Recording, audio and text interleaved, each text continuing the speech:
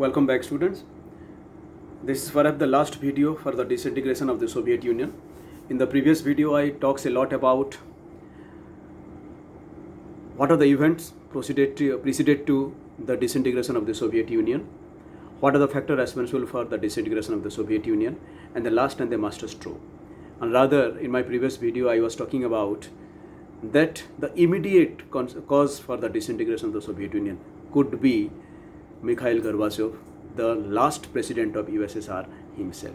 He was very liberal president, you can say, though he do believe in the communist manifesto, but his philosophy of communism was a little bit different. He do believe in Marxist-Leninism, because Lenin himself was a very liberal communist leader.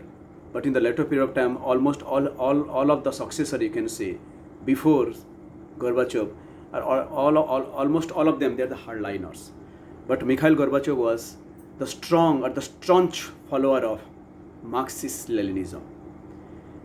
So 1985, 10th of March, Mikhail Gorbachev, the Communist Party of USSR का general secretary बनते हैं, and he succeeded as the president of the 8th president of USSR, 8th and perhaps the last president of USSR.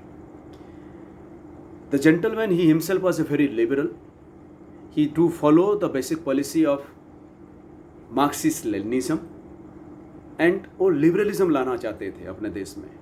And with rest of the, you can say, Western countries, even with a country like USA, एक better relationship build up करना चाहते थे entire across the world. So his foreign policy was also a little bit moderate, rather you can say liberal. His economic policy was liberal, and this liberalism perhaps gave rise to radical nationalism and become factor for the disintegration of the Soviet Union. Gorbachev was entirely different leader than the previous Soviet leaders. Already I told, 8th president थे, USSR का 8th and the last president. By heart he was, at heart you can say, he was not a ruthless dictator till now. Till Stalin, you can say, Stalin was a dictator, and उससे बाद का भी जो भी थे, Gorbachev से पहले जो भी थे, almost each and everyone acted like dictator. But he was a very liberal president, you can say. He was reluctant to use force to control people. His policy was entirely different. लोगों को साथ में लेके चलने की policies था, जो कि जनरली एक डेमोक्रेटिक कंट्री में होता है. He was not ruthless कि by power, by might, you can say, लोगों को हम कंट्रोल करें. When the population of the Eastern Europe realized this, that this gentleman or the president of USSR is very liberal, you can say, very soft-hearted, they became bolder and stronger, and they started fighting, or they raised their heads against USSR.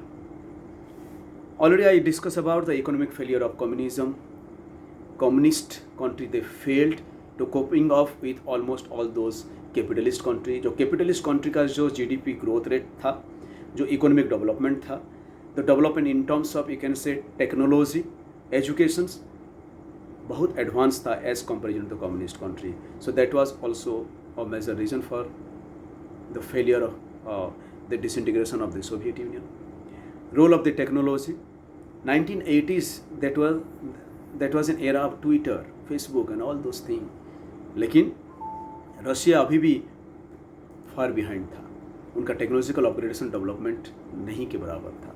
At par जो भी capitalist country थे, उनका at par नहीं थे. It was in 1986 a disaster took place, which is still till now the world remember this disaster. That's known as the disaster of the city of Chernobyl in Russia. वहाँ पे एक nuclear power plant में blast हो गया, and immediately पूरे city को, Chernobyl city को evacuate करना पड़ा. लाखों लोग उसमें मर गए थे, and ultimately the responsibility goes to the government. Government को मजबूरी से अकाउंटेबिलिटी लेना पड़ा, because they are irresponsible. That's why such incident or such accidents took place in which thousands and lakhs of people they lost their life.